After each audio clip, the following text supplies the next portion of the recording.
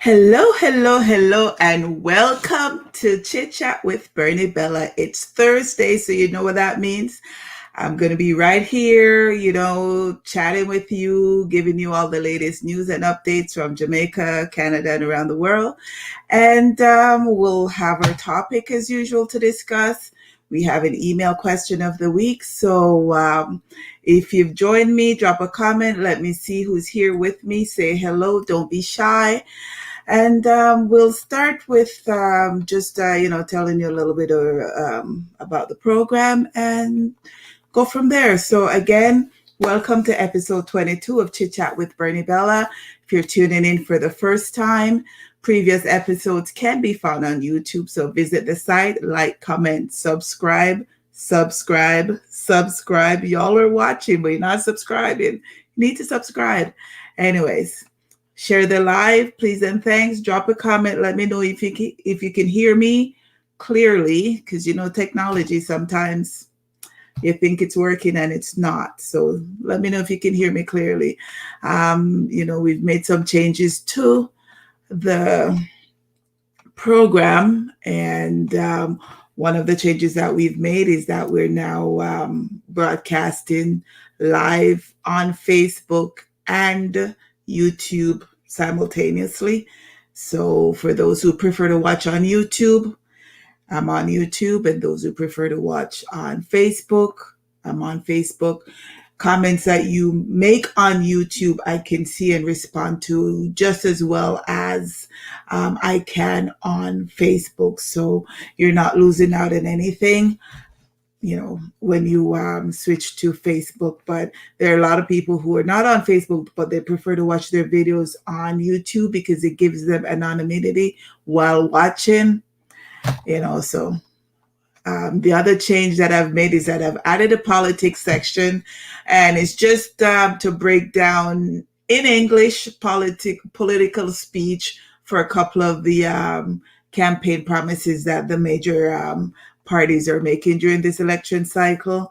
The other change is that we will have like one main topic, that we'll discuss. Somebody has an issue that they want a little bit more clarity on. We'll have that to discuss as well. And the last change that we have is we have an email section where it's called Ask Bernie. So if you got questions, whether work-related, personal, whatever, just send an email in. Email can be found on my Facebook page and on the flyers when I post it. Just send an email and I will answer online. You'd have to watch Thursdays at 9 to get your answer, and then we'll go from there. So I'm also working on a couple of interviews that'll be coming up in about another month or so. So just to keep you posted on what's happening. So if you've joined me, say hello, say hi. Let me know if you can hear me clearly. Drop a comment. And hey, Lindsay, how are you? Hi, Enid. Good to see you. Oh, hope you're feeling better now that you said you were in the hospital. Hope you're feeling better. Yeah, I did miss you last week. I wondered what had happened, but I do hope you're feeling much better. Let me know if you guys can hear me. So we're going to jump into the entertainment section. I've renamed it from the artist preview because I'm adding a little bit more entertainment news along with the artist videos that they're premiering. So as everybody knows, Drake dropped his Certified Lover Boy album last Friday, and he's already made history with it because his album was the most streamed album on Spotify on the first day of streaming. Kanye dropped his album a couple of days before that, but in the war of words between Drake and Kanye, Drake is winning right now because his album is streaming much better than Kanye, because those two have gotten into a little bit of tiff lately. Don't know why, but it is what it is. We have another Jamaican artist called Yaxta. He's got a new video out called Bushlord, and Yaxta is kind of a chronics type of singer. A lot of conscious lyrics, a lot of clean lyrics. You know, you can listen to him on the radio and such. So he's got a video out. Another up and coming artist, Smashing. He's been out for a while, but it not catch on fully yet. People not really gravitate to him yet, but good clean lyrics and stuff. So I have an album coming out in another month or so. So we'll see what happens. And Enid says came out last night, fell and injured, but getting there. Thank you. Okay, well, glad to hear that you're doing much better. Good to hear that you're doing much better. And Lindsay said she's heard me loud and clear. So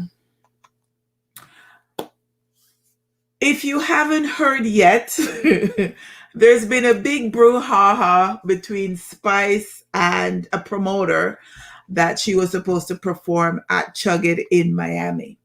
So Andrew French is a promoter of CHIT, and he's accused Spice of taking his money and not showing up to perform at the show, and have threatened to sue her for a no-show. Anyways, anybody who knows Spice knows she always a come with her receipt. She always a come with her flavors and everything, and I tell her, and she'll make you know what she have, because she don't play like that. So apparently, well, from Spice's side, CHIT did not fly her 2 people from Jamaica that they were supposed to. Spice had to book her own flight, had to get her own car, because she came to the hotel. Nobody was there to pick her up, so she was waiting for an hour at the hotel and all of them stuff. So it's been a big back and forth, going back and forth. There's another promoter who also does CHIT. He made sure to come out and said that he was not a part of the Miami staging, and he's, making sure that it's known. And the latest update now is that Spice has already spoken with a lawyer. So, because she's going to sue CHIT for defamation of character, because she said in her 20 years of performing, she's never ever missed a show. So this should be interesting, because Spice ever have her receipt. She have her video, she have her email, like she had a whole live where she put forward her receipts. Girl ain't playing. So first of all, performance, if you're not getting your money, if your flight no book, and if you have to book your one flight, don't go anywhere. Do not go, not travel. If you book your one flight, don't go anywhere. If you have to book your one hotel, don't go anywhere. And if you have to wait to come to the hotel and wait and them to come pay you balance of your money, and them have to box shuffle to pay you the balance of your money, don't go anywhere, because they don't do that to international artists, because international artists now left them place unless them get paid in full, every dollar, every cent. So all of them told me what Spice had to go through last week. International artists, the Beyoncés and the Bruno Mars and all of them they're not traveling. Them not left them yard if everything not in place. So you're not going to hear them. I said them have to book them one flight, and them have to come at hotel and wait for your hour and all of them something. So this thing needs to not happen with the local artists. So them need to stop that. If you're just joining me, comment, say hello, say hi, let me know who's watching. Enid says she always have her proof. Yes, she always have her thing, because girl, she had her email receipt, her human receipt, her live receipt, and all of them something there. So like, it was just crazy. Charmaine says sit down on them, Spice. Good play on the words. Good play on the words with the title of the song. But hey, Charmaine, thanks for tuning in. If you're joining me, say hi, say hello, let me know who's here with me. We're going to go into our sports section. And winner, chicken dinner. Our Blue Jays have won 7 games in a row. 7 games in a row. I don't know what they found, where they found it, or how they found it, but they're winning. Right now, they're a game and a half out of the wild card position. So their record right now is 75-62. Let's hope they keep winning. Let's see.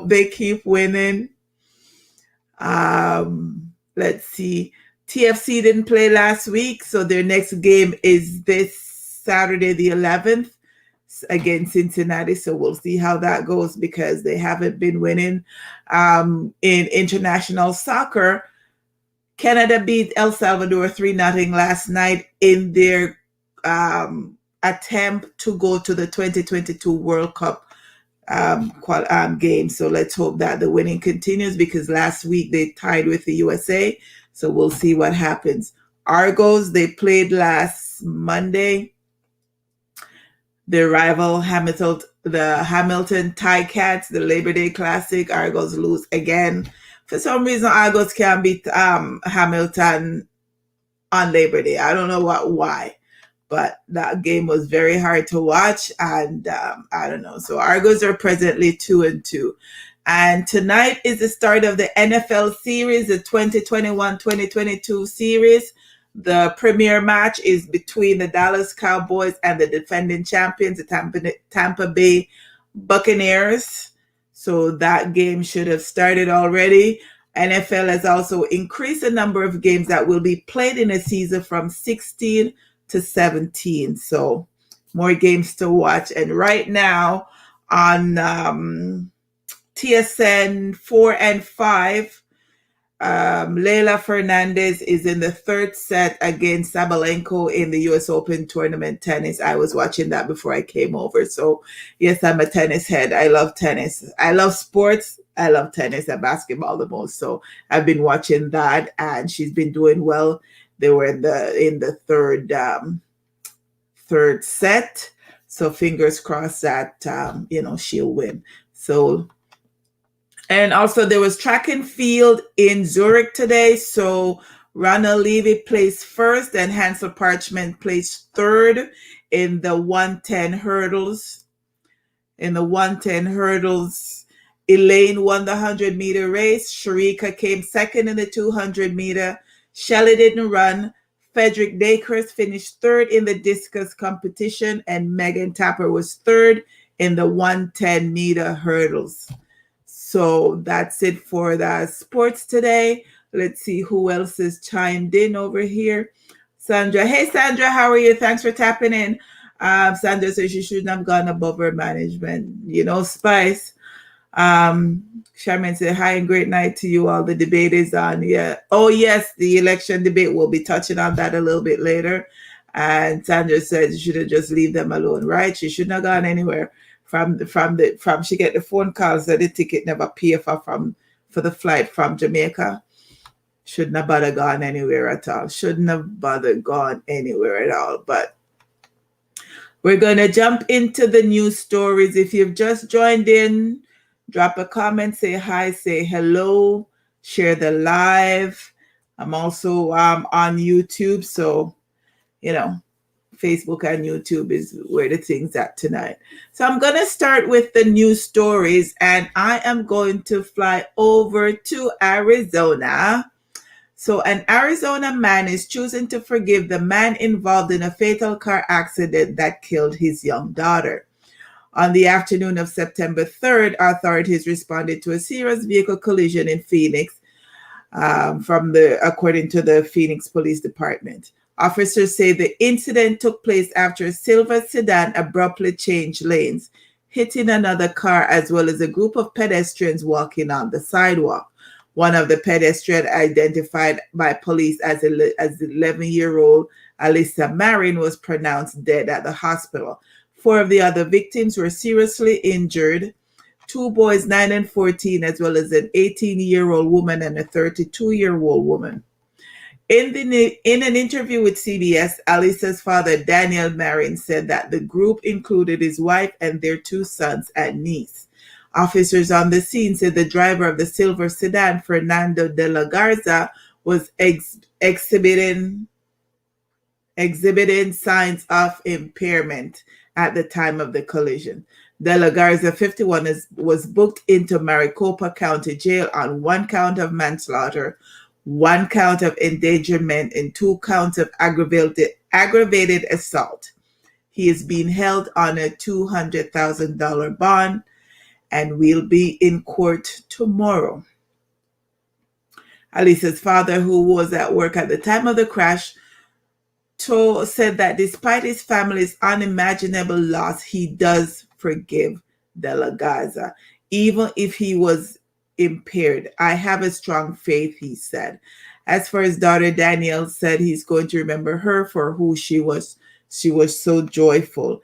Alisa was a wonderful student, daughter, sister, and friend. She was a happy and loving girl.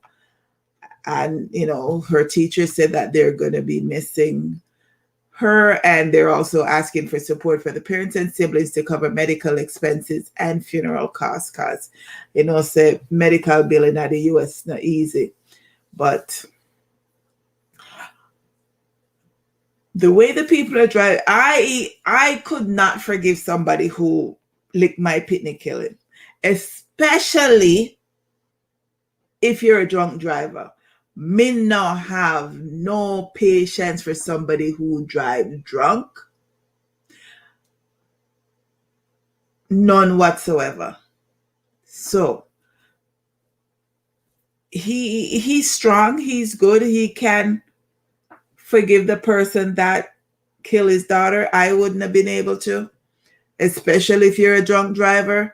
I actually have a dash cam in my car, and I keep forgetting to take it out and take off some of the clips off of it and post of how the drivers are driving here in Toronto. Like, I would have a guy on my left, and he would fully overtake me to go over in the right lane, to come all the way back over into the left lane, just to drive, just to be one car length ahead or two car length ahead. Like, him saying can't forgive them, I would not have been able to, because especially if you're drinking and driving, I have no patience for drunk driving, no sympathy for drunk drivers, and all of them something that not me. Not me at all. So if you're just joining, I see Ron Rabin Muma, I see Dalton Swaby, I see Michael Summer. Drop a comment, say a hello, say a hi. Enid said that would be a no for me. I would not be able to forgive them. Sorry. Not at all. Not Madam, not Queen Petty over here. I would not be able to forgive them at all. No. Anyways, I am going to circle to Jamaica, and this story was just so heartbreaking. So when Shamalyn Canigan waved goodbye to her twin daughters, Megan and Morgan, in June, the last thing she expected was that one of them would not return home. The twins, 21 students at the University of the West Indies in Mona, traveled overseas on the work and travel program. They were due back on Sunday. However, Shamalyn, a resident of Liberty Hill, St. Anne, received one of the most disturbing calls of her life about 4 a.m. on August 29th. Them early morning call, they never good enough.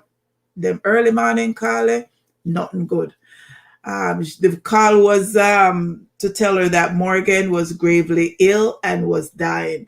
Shamalyn said to get a call like that saying your daughter is not well, she's not going to make it, was heartbreaking.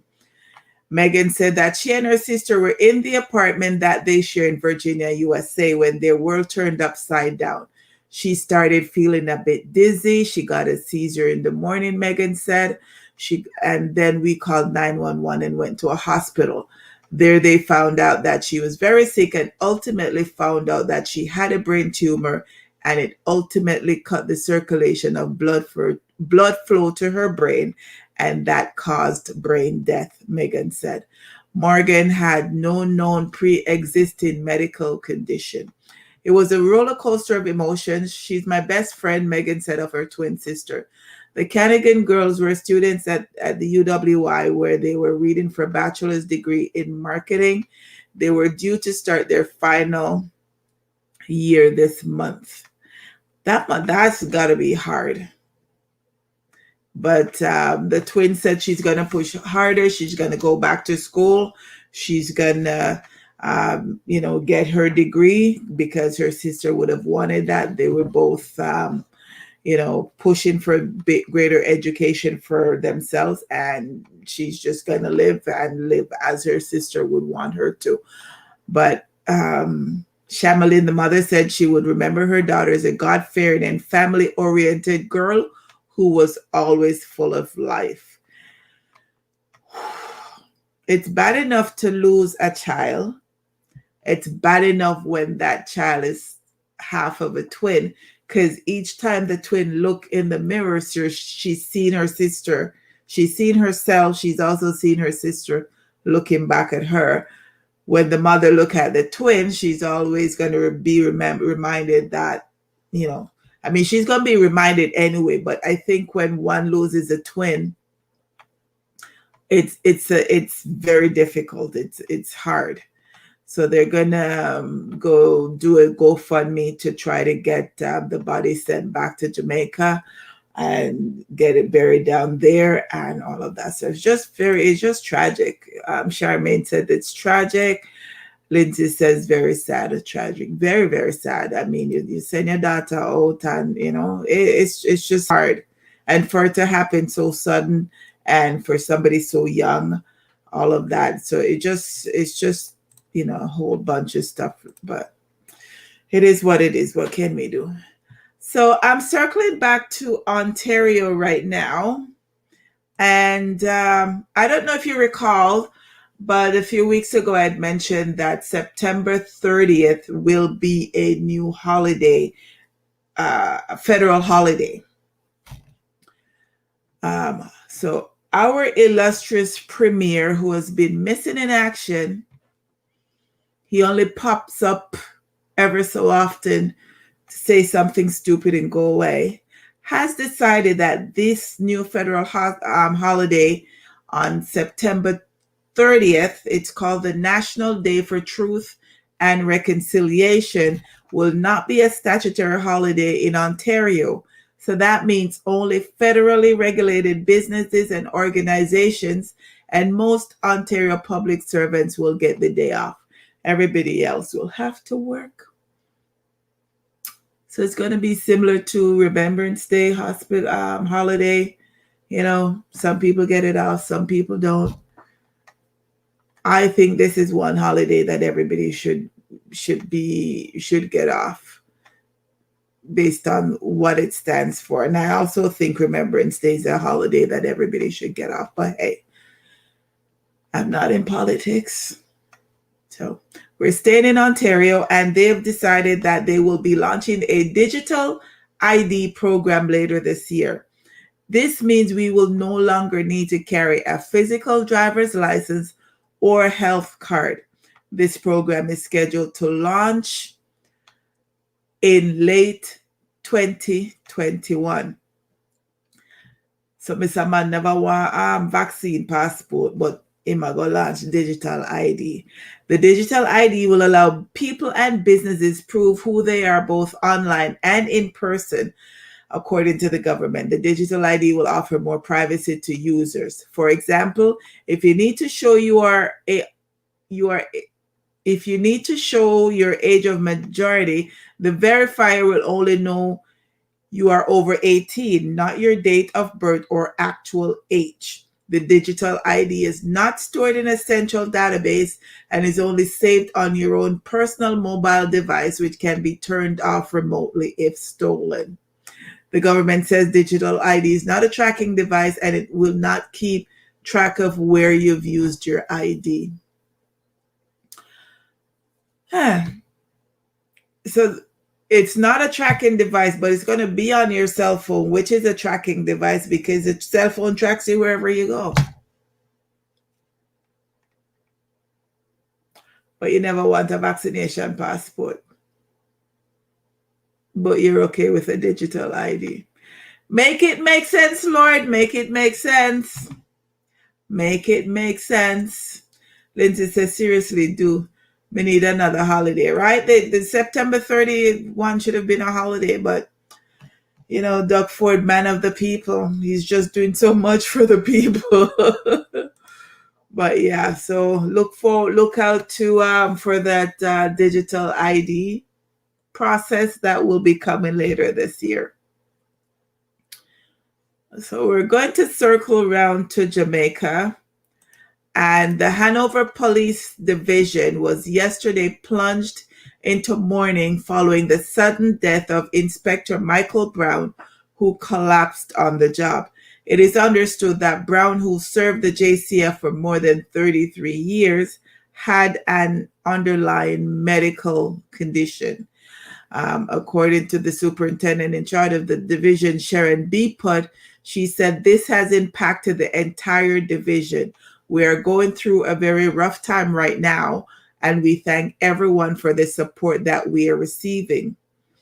Reports from those on the scene at the time of the incident are that Brown was at the Hanover Divisional Headquarters engaged in a jovial conversation with colleagues when he had a seizure shortly after 11 a.m. He was rushed to a hospital where he later died. Superintendent B. Putt said she had been in a meeting when a member of her staff banged on her door with news that Brown had collapsed. I immediately called the Hanover Fire Department Emergency Medical Services, and they came quickly. He was here on the chair, and we rushed him to the hospital, she said. While there, they tried to resuscitate him. I watched the manager pick up something, and it gave me hope, she said, but she waited after a period, and then they was told that he was gone. Just like that. Man sit down attack, I work with him colleagues them, and then next thing you know, him came over. And just like that, here today, gone tomorrow. Like that, not tell you say, hey, may I come right now or may I come later. I just come when I come. And it's just sad. That is traumatizing. Very, very traumatizing. But sorry for them still. Sorry for them. So I don't know. It's just hard. So we're staying in Jamaica, and one of the news that's been upsetting to hear is that the people them a thief out the copper wire them out of the cable. So when they do that, that means the internet cannot work. That means the kids cannot learn from school because they have no internet, because the people them a thief out the copper wire them out of the out of the cable.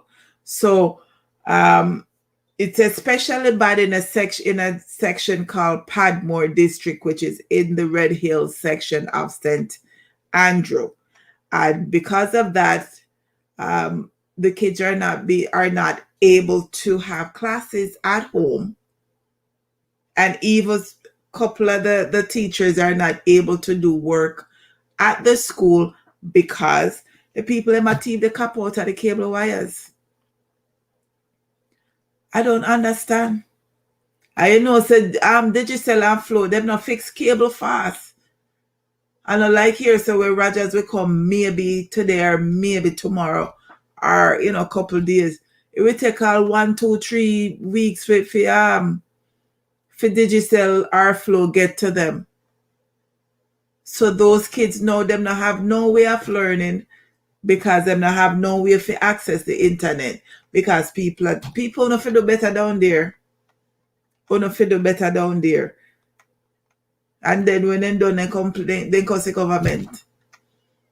Then cause the government, say the government not doing this and the government that doing that, and Digital not doing this and Digital not doing that, and the price are going to increase and all of them something there. But when people are thief things, the price will increase because people are thief it needs to be replaced. There's a cost to replacing these things. Okay, so yeah. So I am going to go to Tennessee right now for this little news story. It's a little bit... Anyways. So a Tennessee man severs his penis and leads police on a chase across 2 counties. The man led police on the chase when they learned the suspect had cut off his genitalia and threw out the window during the pursuit. Tyson Gilbert, age 39, told police that he heard voices coming out of his car radio telling him to cut off his penis to save the world. He had parked his Honda Accord on the highway, blocking traffic, Blocking traffic, Trooper Bobby Johnson spotted the car and pulled up behind him. When I pulled up behind him and turned my lights on, he took off and refused to stop, Johnson told the news station. He was all over the road the whole time. When he finally pulled over, Gilbert opened the vehicle door, revealing that he was naked and covered in blood. He shut the door. Police laid down, he shut the door and pull off, take off again. Police laid down the spike strips twice, but Gilbert still didn't pull over. The spike strips did pop a couple of his tires, and it was enough to slow him down. He was eventually caught and finally taken into custody after his car had been boxed in by officers. He was taken to the Vanderbilt Hospital for his injuries. The man cut off his penis.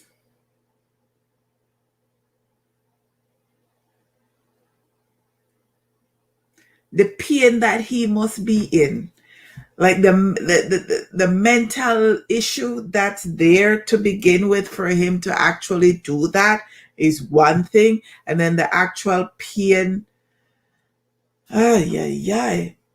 But I want to know if the hospital were able to put it back on like how them did do when Lorena Babbitt did cut off her husband one. So but I love to know if they were able to put it back on.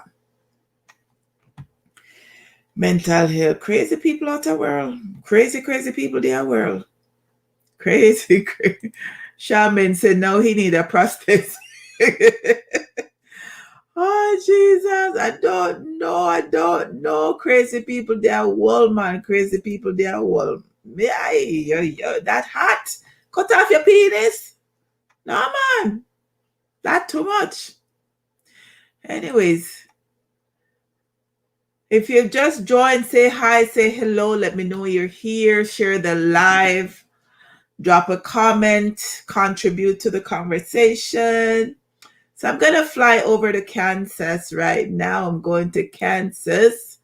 And this lovely gentleman on screen has been arrested for killing another man in an incident involving a missing Amazon package.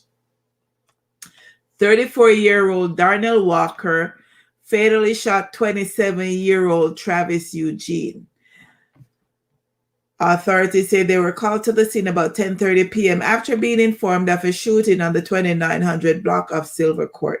Detectives believe the shooting stemmed from an argument and physical altercation between the two men regarding a missing Amazon package that had been delivered to the apartment of the victim's sister, police said in the news release. Walker has been arrested and charged with first-degree murder. The victim was taken to the hospital where he eventually died from his wounds. Walker is now being held in the Wyandotte County Jail on a $250,000 bond. So you can't kill somebody for Amazon package? I don't understand. I don't get it. You can't kill somebody for Amazon package? Or why not the package? Why are you so aggressive? No, you're going to jail for the rest of your life for killing somebody for an Amazon package. I don't get these people. Lindsay said, man don't know the use of his steel.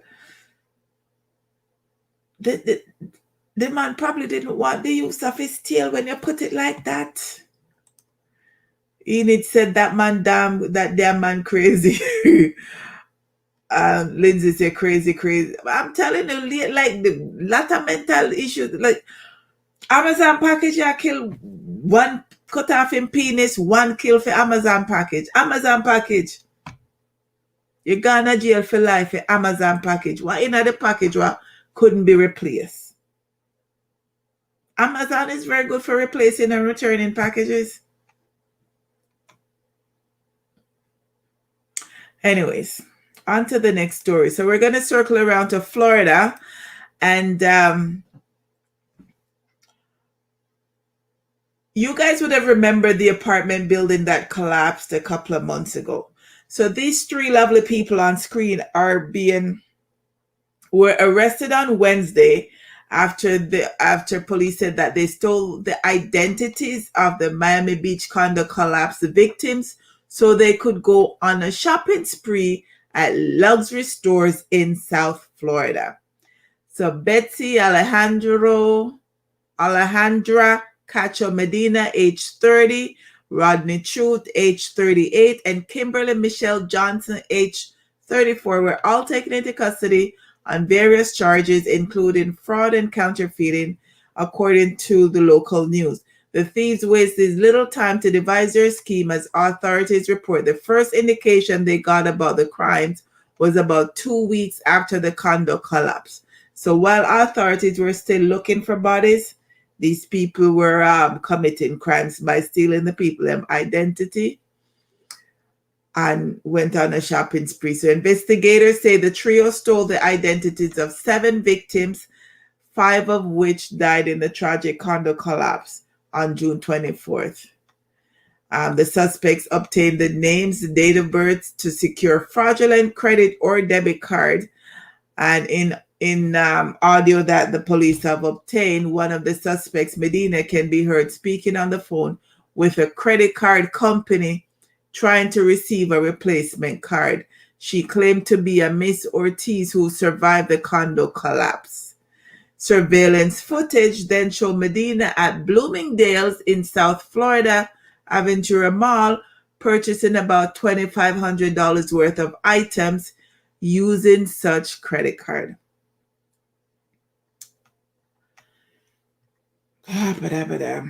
So according to the police, the suspects could face 15 to 30 years in prison if convicted. Bond was set at $1 million for Medina, $500,000 for Johnson, and $430,000 for Truth.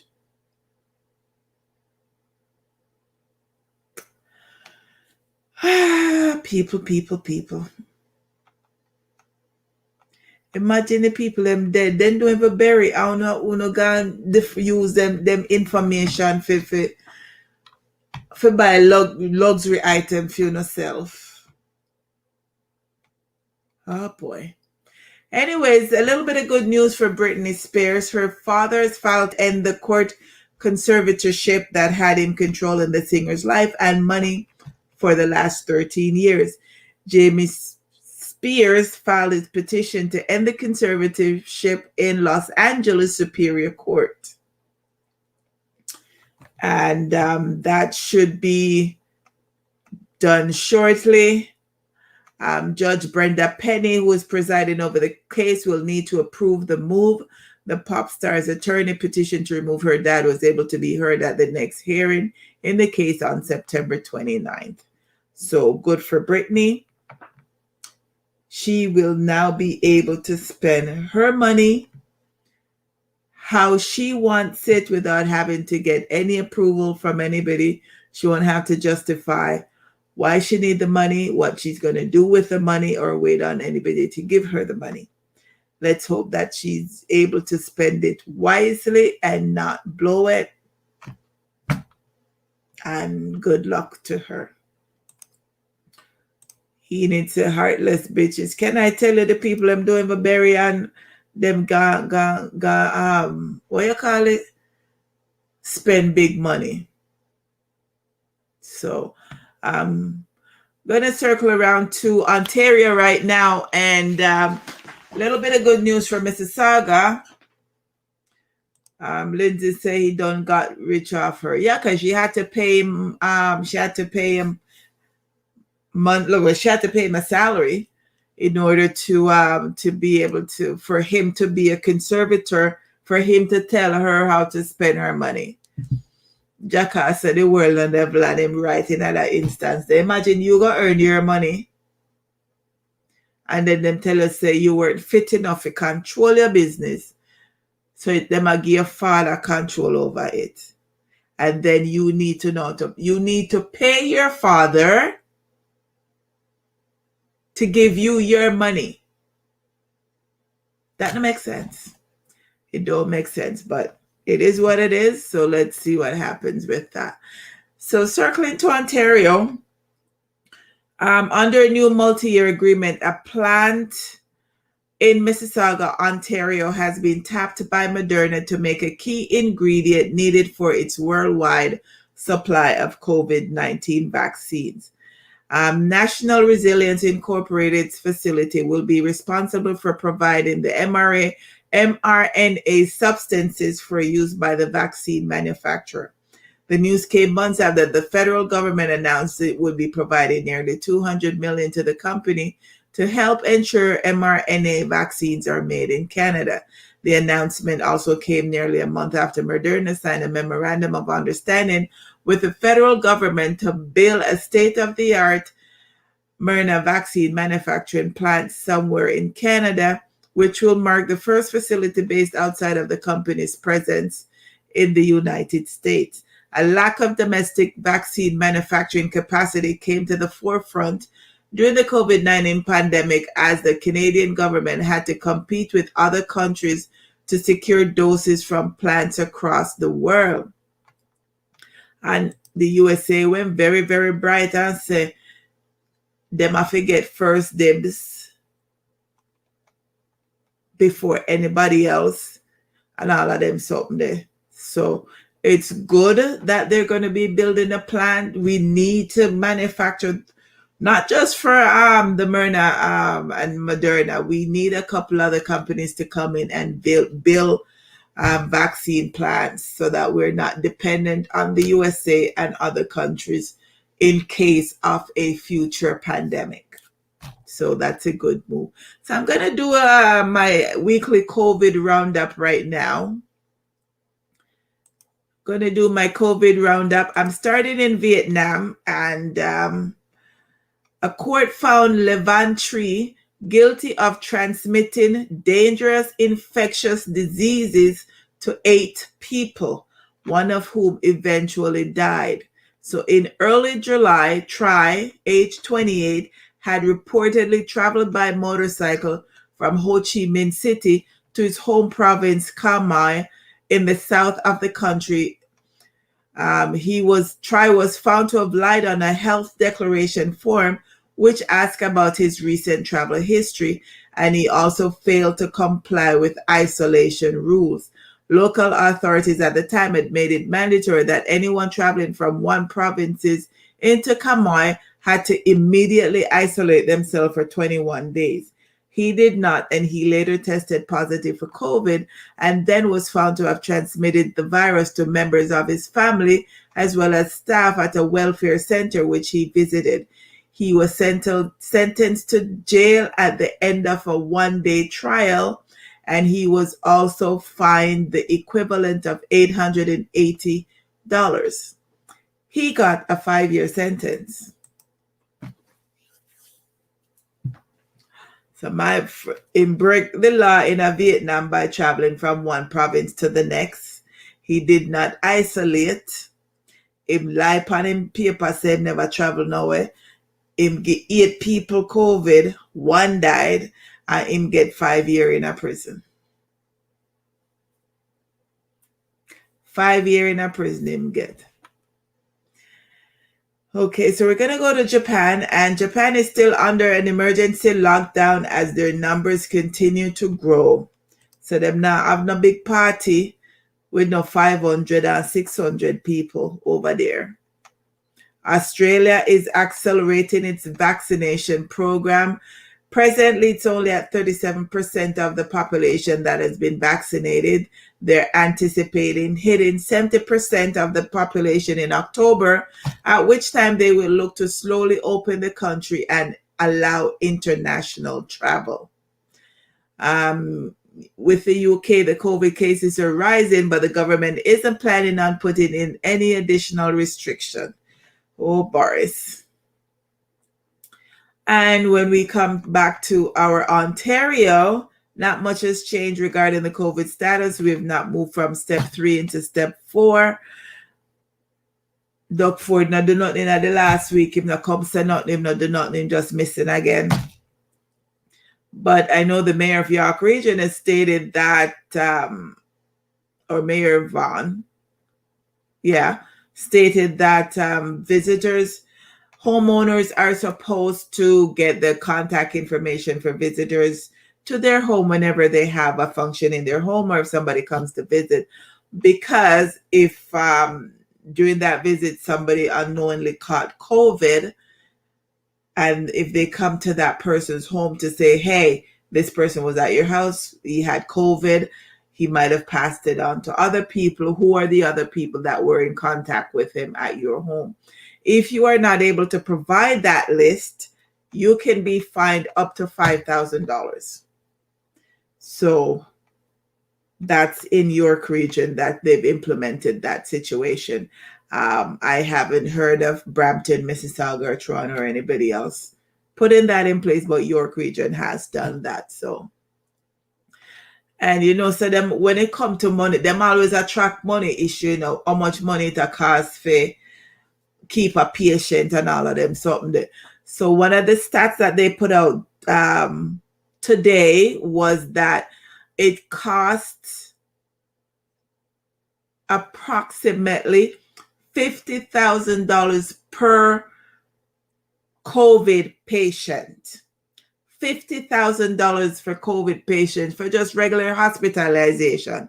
So if the COVID patient is well serious, like them having upon ICU and long-term stay, the costs are gonna go up. But if it's just them going into the hospital for a couple of days, 3 or 4 days or whatever, or $50,000, that is in comparison to pneumonia, which is a cost about $23,000. So COVID right there, so cost you double the amount of money while pneumonia patient would have cost you, because they're saying COVID patients always actually stay longer in the hospital than most other respiratory illness patients. So the monies them add up. The monies them add up. We're not going to be able to pay off them to build this. So, hey, Sharice, how are you? Thanks for checking in. So, gonna hit the corona numbers updates for this week. So Canada is 1.53 million tested, 27,088 people have died. The numbers increased by 143 since last week. Worldwide numbers is 219 million have been tested, 4.55 million have died, and the number increased by 20,000 over last week's numbers. Ontario has tested 571,000 people, 9,569 people have died. It's an increase of 53 over last week's number, and that did not include whatever numbers that were out for today. And Jamaica corona numbers, 72,824 have tested positive, 1,646 have died, with an increase of 128 over last week's number. So Jamaica, the number them are go up. The number them are go up. So Lindsay says, so correct. And after ICU, they end up in rehab. Yes, because some people that are called long haulers, they have respiratory illness after recovering from COVID sometimes. Sorry. Some people they lose their sense of smell and taste, and it's not like they get it back. Some people have, lung illness and all of that. So, but people not here, so it is what it is. Hold on.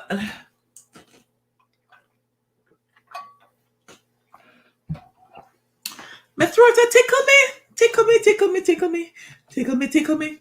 Anyways, continuing on with our news roundup, we're going to go to New York. And a gang member has been arrested for raping a 70-year-old woman. 28-year-old Reginald Bellot was arrested Tuesday and charged with rape, strangulation, predatory sexual assault, criminal sex act, menacing, and unlawful imprisonment after he attacked and sexually assaulted an elderly woman inside her Bronx apartment.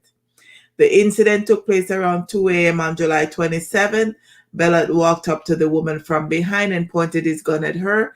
From there, he forced himself on her sexually, raping her, and then ran off. The woman reported the attack a week later. She was treated for her injuries at Bronx Care Health System Hospital. Bellot has a criminal history, including attempted robbery and prison contraband charges from February 2018. He also served 1.5 to 6 years, but he was released on parole earlier this year.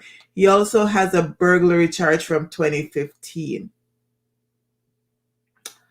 There is no information on the name of the gang that he's a part of.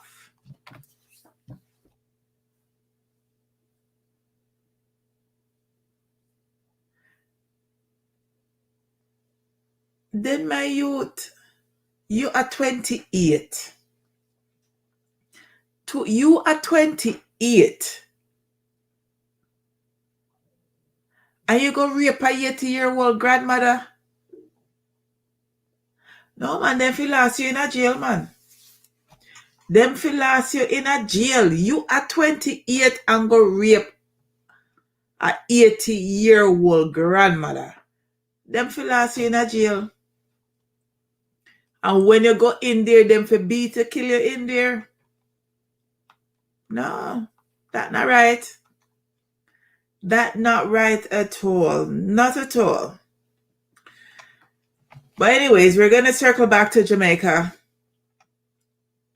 There was an incident that happened. It was a little odd. But relatives and friends of 2 of the 3 men who died in a septic tank at Money College in St. Anne on Monday afternoon were inconsolable as they reflected on the tragedy that robbed them of their source of inspiration, joy, and protection. 2 of the men, 56-year-old Jocelyn Henry, known to his close friends as Panka, and who lived at Rivoli, St. Catherine, and 46-year-old Kirk Kerr, who lived in Shelter Rock, St. Catherine, died while cleaning the tank. The third man, Beckford Gordon, a resident of Old Harbor, also in St. Catherine, who went into the tank to check on his co-workers, died at the hospital later. So 2 died on the scene, 1 died at the hospital. The authorities believe toxic fumes inside the tank led to their deaths. So them never have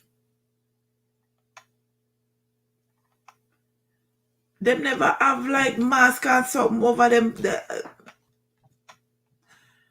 Them never have like mask and oxygen so like over them face fi. Them just go in at the tank. Just like that.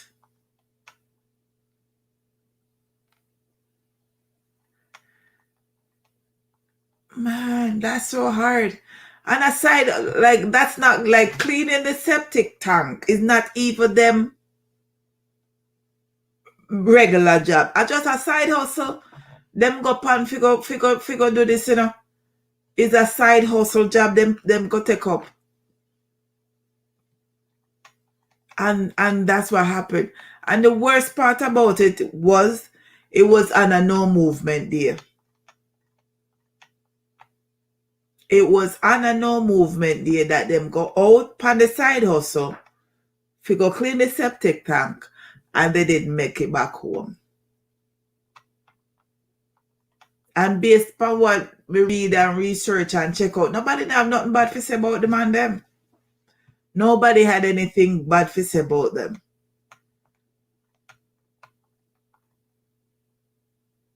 Wow, that's very, very sad indeed. Very, very sad. Anyways, we're going to circle around to Florida. And Florida police said a woman was arrested this week for falsely claiming that a bomb was on an airplane. It's because she checked her luggage in, but she was late for the flight. So, you know, when you check your luggage in and then you got to wander around and then board the flight and y'all are miss when them hear when them a call if you come on the flight and all of them something on the plane. So when she reached the plane was taxiing and them tell her say it's too late, she couldn't go up on the plane. She decides say she got tell them say there was a bomb in her checked luggage. So no, so now the plane have to come back in. Everybody have to come off of the plane. And the plane have to be searched and all of them something there before them reboard the plane and them something there.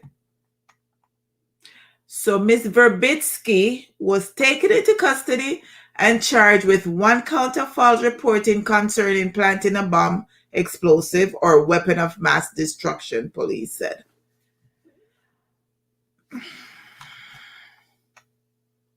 All she had to do was take another flight. Better yet, all she had to do was stay there and wait till the plane. Yeah. I don't understand people. I don't understand people. I don't. I don't understand them. All she had to do was wait for the other flight. No, she'll go to jail because they won't lock her up. She'll get at least 3 to 6 months in a prison. At least 3 to 6 months in a prison she'll get.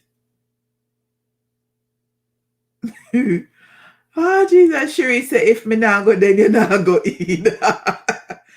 Well, they eventually got to go. She didn't. She went to jail. They eventually got to go. So the delay was just for a short period of time. It was not for a long time. It was just for a short period of time.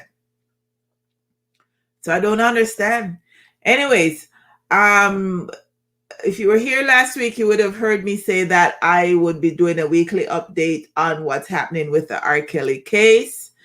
So there was no trial between last Friday and yesterday because they were off for the Labor Day holiday and the Jewish holiday that was a couple of days ago.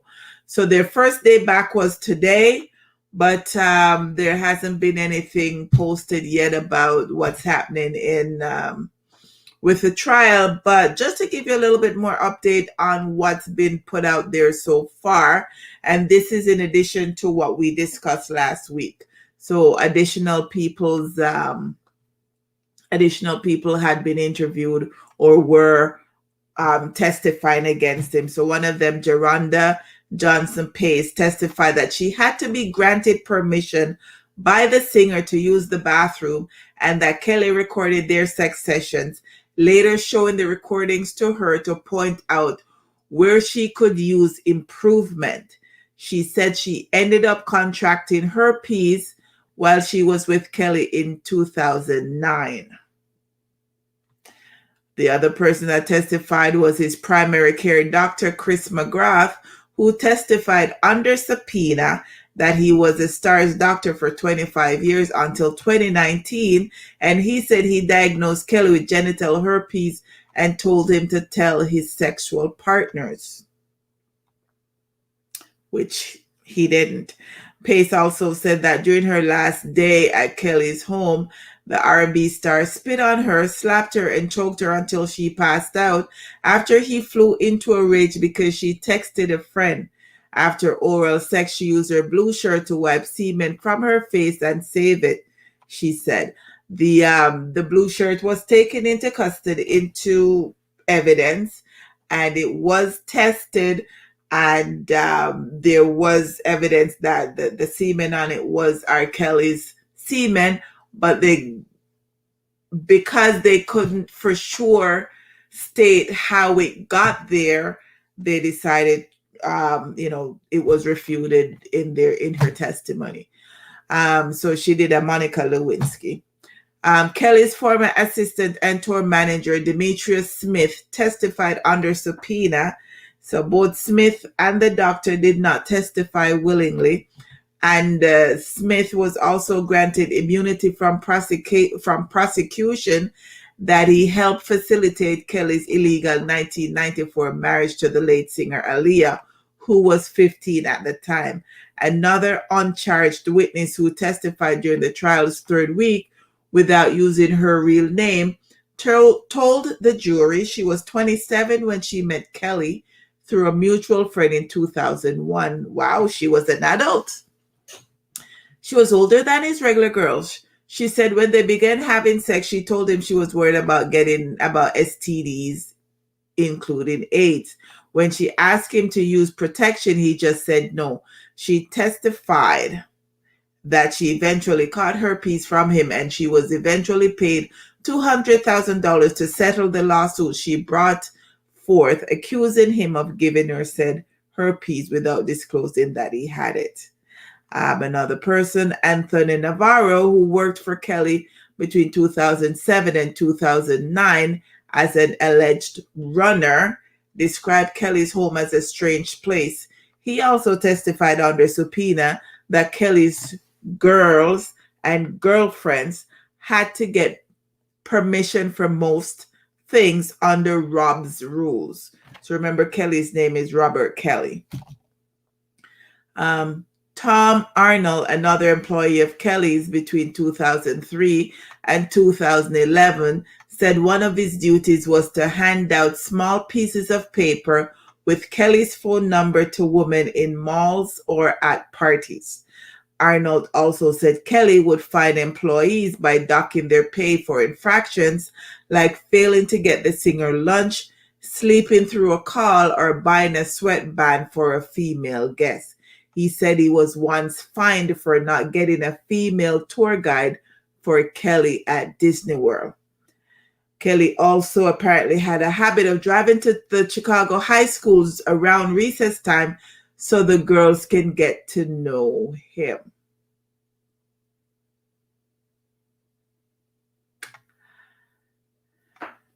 Ah, boy. I don't know. Anyways, Priscilla Presley recently did an interview regarding her life with Elvis Presley and how they met. And I found it creepy.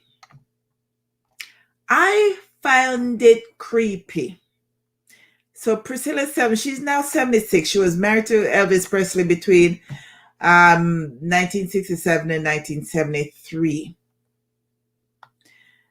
She said, I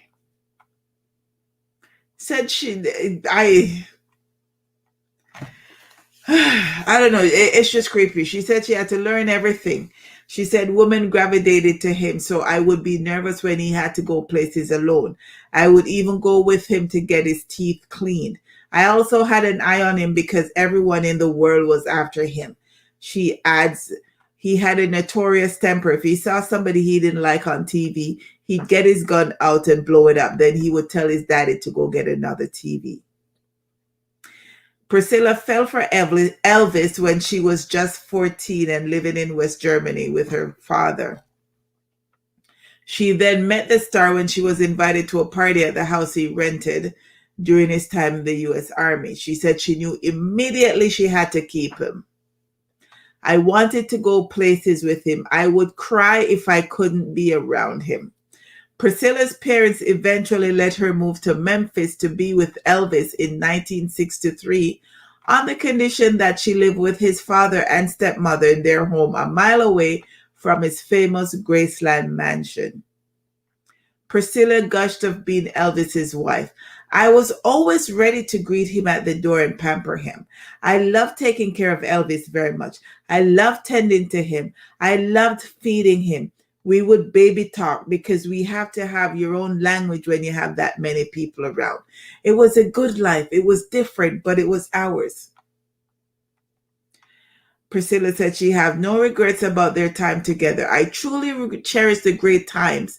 As you grow up, there are always fears and insecurities. But as you get older, you understand it all. Elvis passed away in August 1977. Like I said, I found it creepy. Creepy, creepy, creepy. But in my strange but true section, the man on screen is known as Mr. McDaddy. And why is he known as Mr. McDaddy? Because Donald Gorski, which is his real name, has eaten 32,340 Big Macs.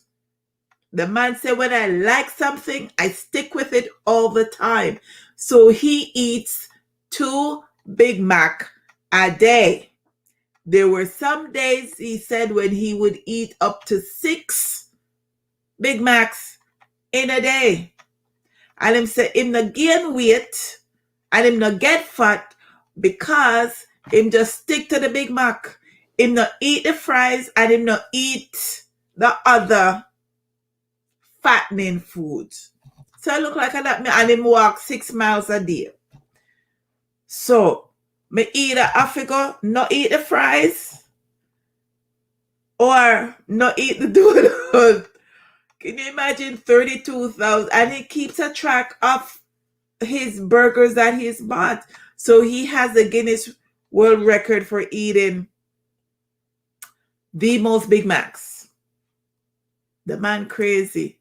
Anyways, still in my strange but true section, I am going to go to Iraq. And an Iraqi boy etched his name into the Phallic Hall of Fame after he was born with a whopping trio of penises.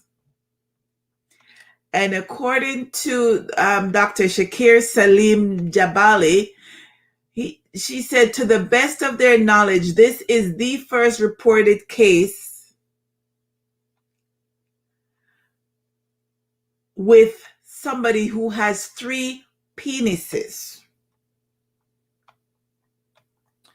So the baby boy occurred from Duhok, was originally brought to the hospital by his parents when he was 3 months old due to swelling in the scrotum.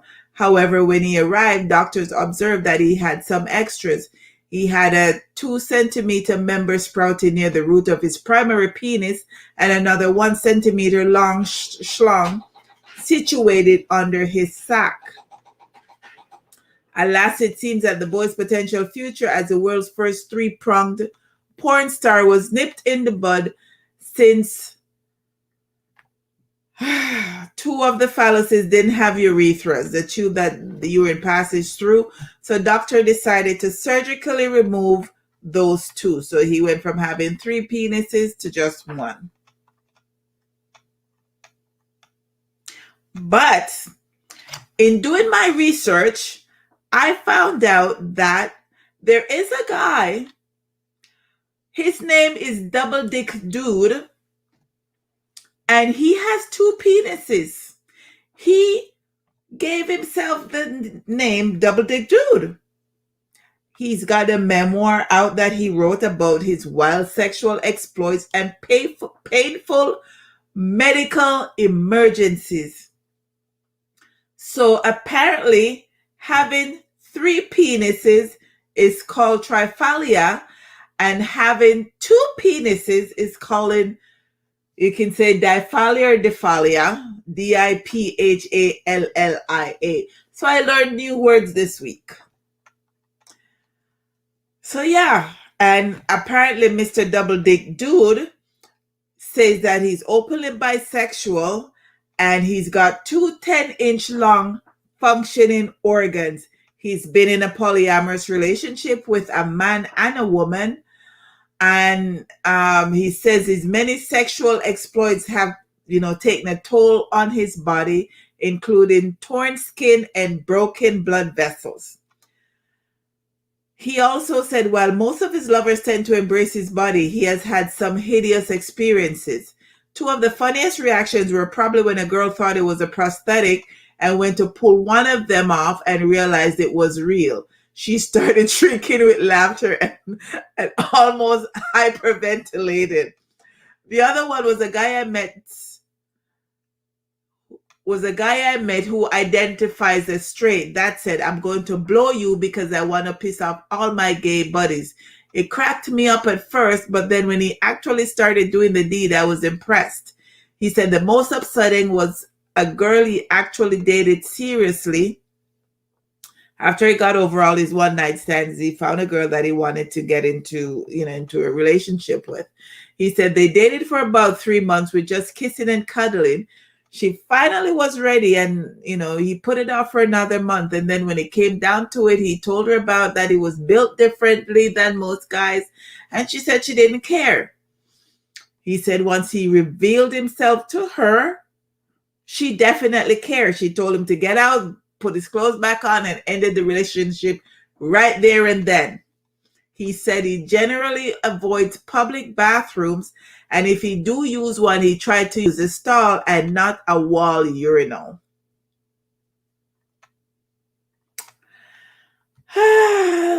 Strange things, I tell you. Strange. So we're going to just do a little breakdown in the the political section of the program. If you haven't yet voted, I've already gotten my mail-in ballot and I've sent it in, so I'm done. Let's see. Actually, early voting starts tomorrow. So Friday, Saturday, Sunday, Monday, you can do early voting. You have up until the 14th to request a mail-in ballot to get it sent to you so you can fill it out and send it back in. And just check carefully on your voter ID card, on your voter information card, where you're voting, because the schools are not allowing Elections Canada to have any polling centers in them. So they have to find other places. So just check your card carefully. It's not where you normally vote. So with regards to long-term care, the Liberals have promised that they're going to provide a taxable $500 payment for old age security pensioners who are at least 75 as of June 2022 and increase the maximum benefit by 10%. They'll also provide $3 billion over 5 years, starting in 2022 to 2023, to ensure provinces and territories provide a standard of care in their long-term care homes.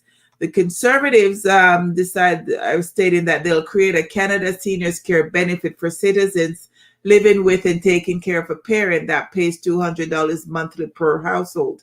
They'll also spend $3 billion over 3 years to renovate long-term care homes. NDP says that they'll spend $5 billion on long-term care systems across the country in the first mandate and commit to increasing the health transfer. With regards to our taxes, the Liberals are stating that they'll make the financial institutions with earnings of more than $1 billion pay more by increasing their income tax rates from 15% to 18%. They'll create a new luxury tax on new cars and private aircraft worth at least $100,000, excluding motorcycles, racing cars, motorhomes, farm vehicles, etc., and pleasure boats. Pleasure boats, the minimum is $250,000.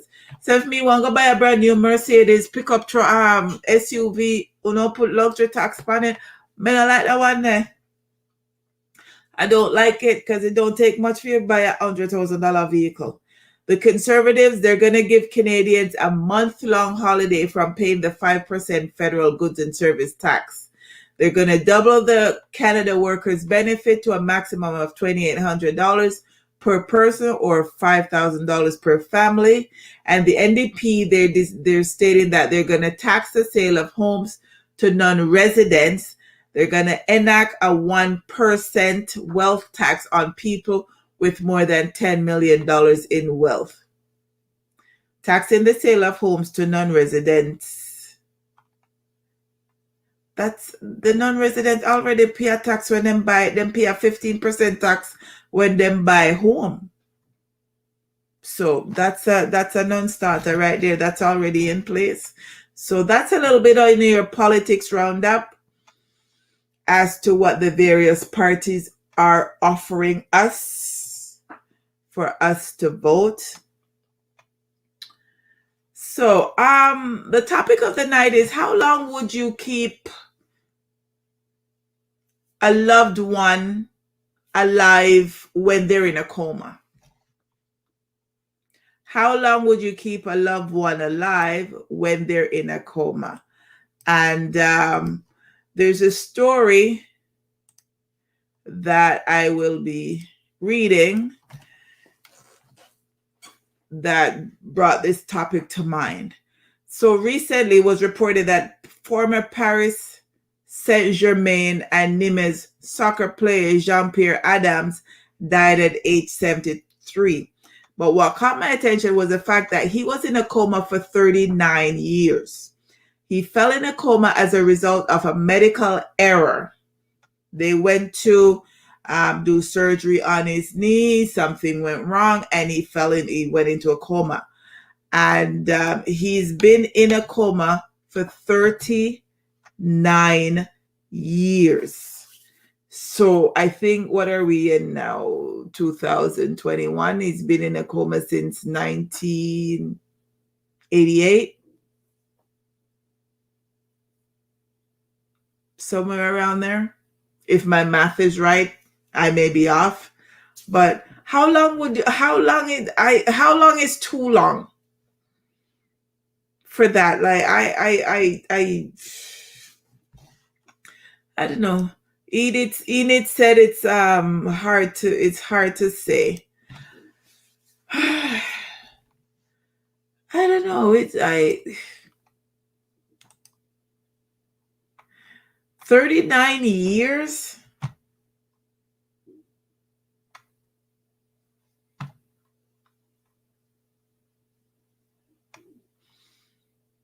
Lindsay said the revenge coma, they wanted the hospital to pay. I'm thinking that too, because I'm thinking, like, when a person is in a coma, they're pretty much brain dead based on what I've read and heard and whatever.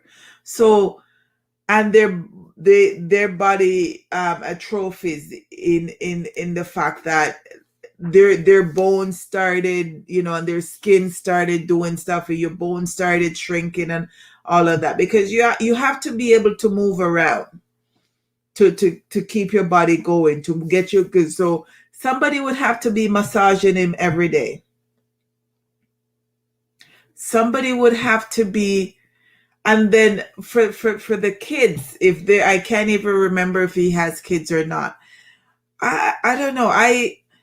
If I am in that position, I would not want to be in a coma for 39 years. That's just wrong. That is just wrong. I pull the plug. Pull the plug, like, probably after a year, maybe give me 2 years, maybe 3 years. And then it depends upon my condition. If you give me that long. But 39 years? No. Me no want nobody love me so much. If you go keep me in a coma that long. Nope. Pull the plug. Nope. Me no want nobody love me so long. That's just punishment. That's just punishment. And even if, as Lindsay said, there's a possibility it's a revenge coma because they wanted the hospital to pay. What about you, the wife, or you, the kids? You are basically in a prison in that sense as well, because your whole focus has to be about, you're going about your business, living your life, but you still also has to focus on the man in the hospital. No. Me, pull the plug. I do not want to be in a coma for that long. It's hard to let go of a family member, and it's always the people who are living that don't want to let go of your family member, because once people die, they're gone, have them again or whatever. But sometimes we have to not be selfish and hold on to the people them. It's hard. You want them with you. You want them running, but sometimes sometimes we have to love them enough to let go. Keeping them in a coma for 39 years is not loving that person. That's actually torturing that person. 39 years? No, man. No, man. That's not right. Not right at all. So we're into our Ask Bernie section of the night, and I did get a DM with a question. My first DM with a first question. I thought it was a funny question, but people want answers. So the question of the night was sent in, and it had to do with why do people use that much filter on themselves when they go on social media? Now, I've used filter, but I use a filter that kind of when I'm playing around. So I use a filter maybe to make me like there was a picture I posted a couple of years ago that made me look like the Queen of Hearts. So I would do the filter when I'm playing to kind of distort my face. But then you have people who use the filter, and the filter don't make them look nothing like how them normally look like. It get them shiny eye. It get them different something like, like why do people use that much filter on social media? Is it that you don't like what you look like? Is it that you think you need to be perfect on social media? Is it that you think that you look better with the filter on social media? Like, what's the idea behind using filter every day when it's on social media? So drop a comment, let me know if you have any comment regarding why people use that much the filter, because sometimes I see them and like it really make them look Asian. Like I've seen the ones that make your eye look like it literally changes your face. You don't even look the same color. You look a different color. Yes, you can use a filter to kind of smooth out a couple of wrinkles or whatever and all of them something there, but to actually change your face on to make boy, I don't know. Just people in it say they want too much. They want too much. Like, it's just crazy how social media just make people not be happy with what they look like. Like, just post a picture of yourself naturally. You don't have to filter out. You don't have to smooth out. Because sometimes, it's just people want to see the natural you sometimes. People just want to see you what you look like. Them no want to see the filtered you. Them no want to see the Asian looking you when you put on the different. Them no want to see, if you want long eyelash, then, put on some magnetic ones or some glue one or something and take it off when you don't take the picture or something. But, someone don't need to cut them on the filters, them, man. Man, Lindsay said the only filter I use is to lighten the picture if it's too dark. That's okay. That's okay. Enid said them don't satisfy with themselves. That's true. That it's okay to lighten a picture.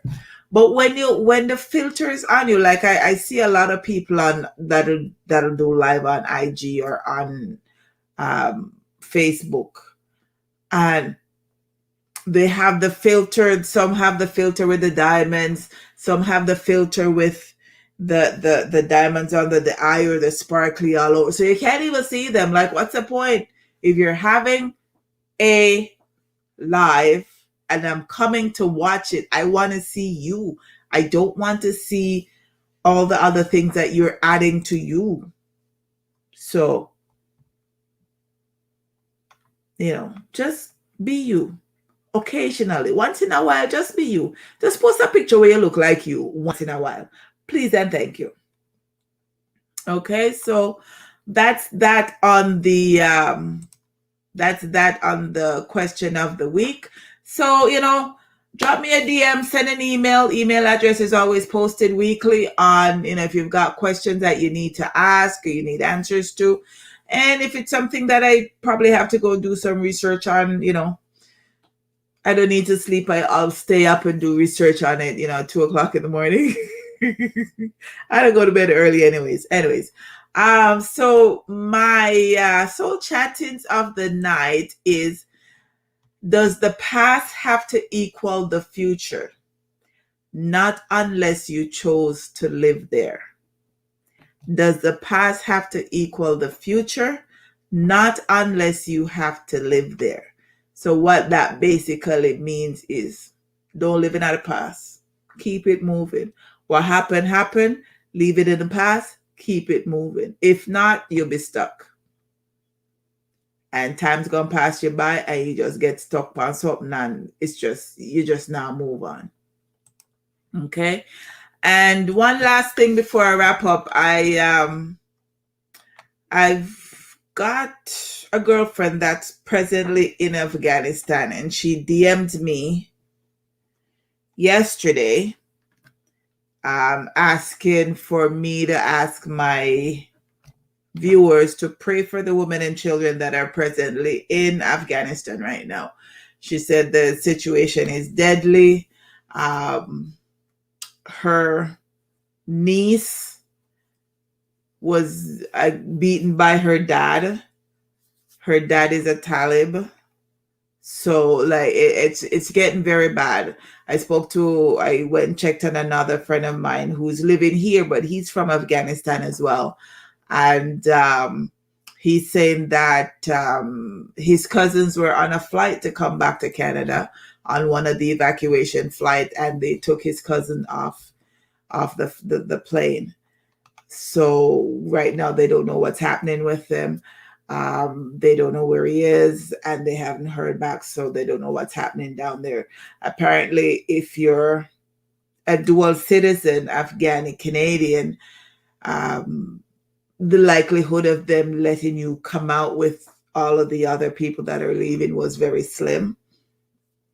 So she's asked me to ask you guys to, say a prayer for her, and say a prayer for what's happening in Afghanistan right now. And yeah. So she's messaged me a couple of times, a couple of the things I can't put on, and I don't want to watch, and because yeah, a couple of the people that have gotten beaten, that North America media isn't picking up some of the things that are happening there. So we're not getting the full picture. As with all things, we're never getting the full picture of what's happening anywhere. But it's just sad. So, when you go to bed tonight, just say a prayer, a little prayer for her and her family and the women and children of Afghanistan. And with that, ladies and gentlemen, I have come to the end of my show. I thank you all for tuning in tonight. Ooh, I'm running on time, 10:30. I'm trying to do better. I'm trying to cut it down, and I'm at 10:30 right now, so that's good. That's the time range I want to be in, from 9 to 10:30. Keep it within that. So I thank you all for watching. Thanks for taking the time out to sit with me Thursday nights. So see you next Thursday, same time, same place. And look forward to seeing you either on Facebook or on YouTube. Good night. Peace out. Love you guys. See ya.